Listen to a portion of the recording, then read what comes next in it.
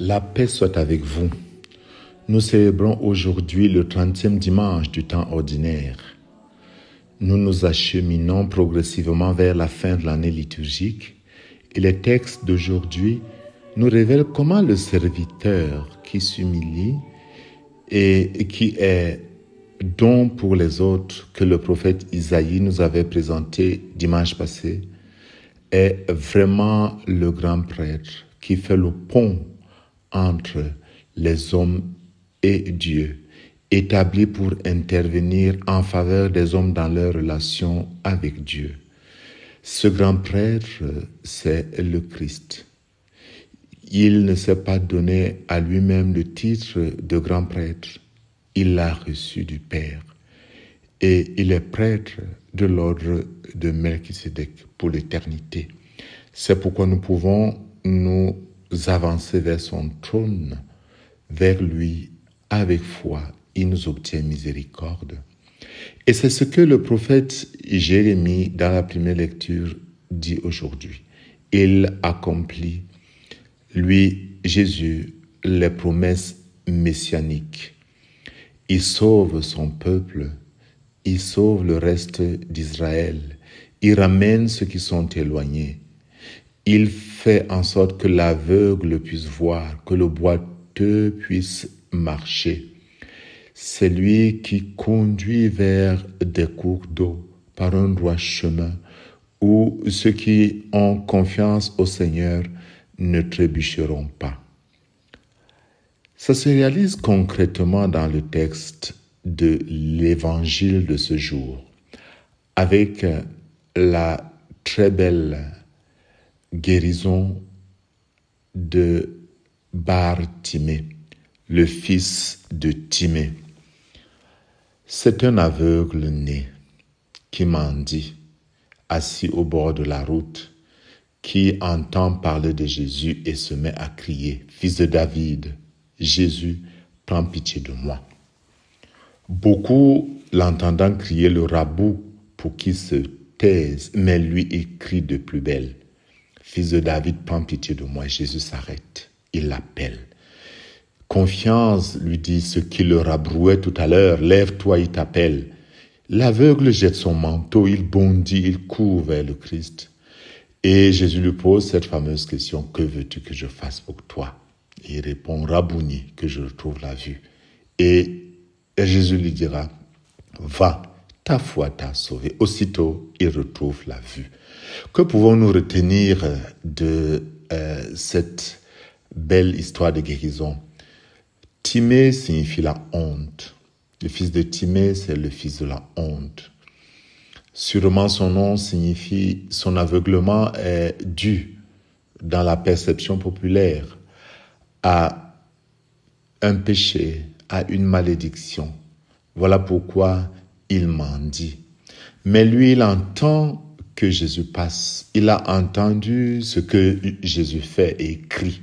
Il prie. Nous pouvons copier cette prière. Fils de David, Jésus, prends pitié de moi. Jésus, prends pitié de moi. Alors, les gens le rabrouent.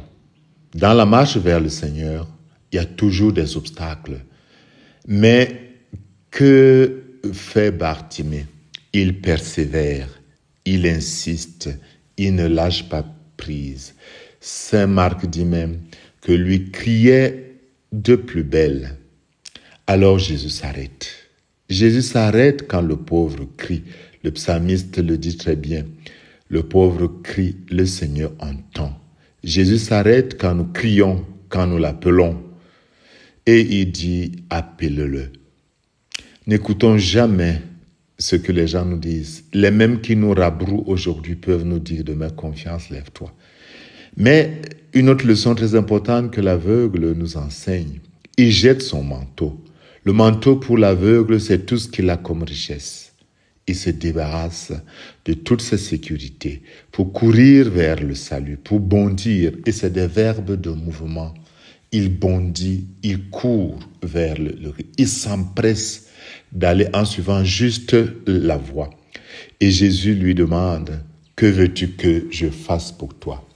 Nous avons un très beau commentaire de Saint Augustin qui dit ceci.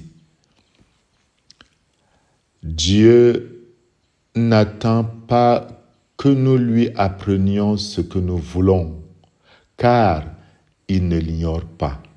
Mais les prières excitent le désir par lequel nous pouvons recevoir ce que Dieu nous prépare.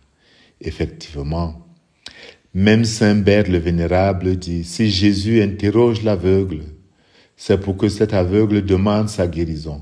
C'est pour faire naître dans son cœur une prière fervente. Jésus sait ce que nous désirons, il ne l'ignore pas. Le Seigneur n'a vraiment pas besoin que nous formulions nos demandes dans la liturgie pour qu'il soit informé de nos besoins. Mais notons-le, nos demandes excitent notre désir, nous mettent dans une communion réelle avec Dieu. Nos demandes font naître dans nos cœurs une prière fervente. Et ça, Bartimée peut nous l'apprendre. Et sachons une chose, chaque fois que nous nous approchons d'un lieu sacré, que nous entrons dans une église, Jésus nous demande toujours, que veux-tu que je fasse pour toi?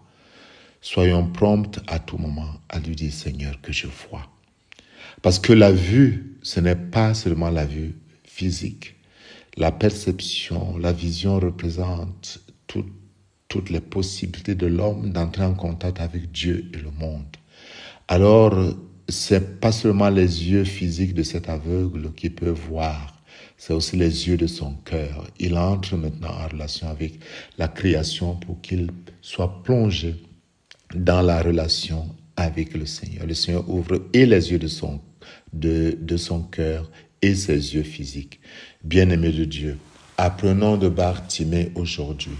1. À crier vers le Seigneur. 2.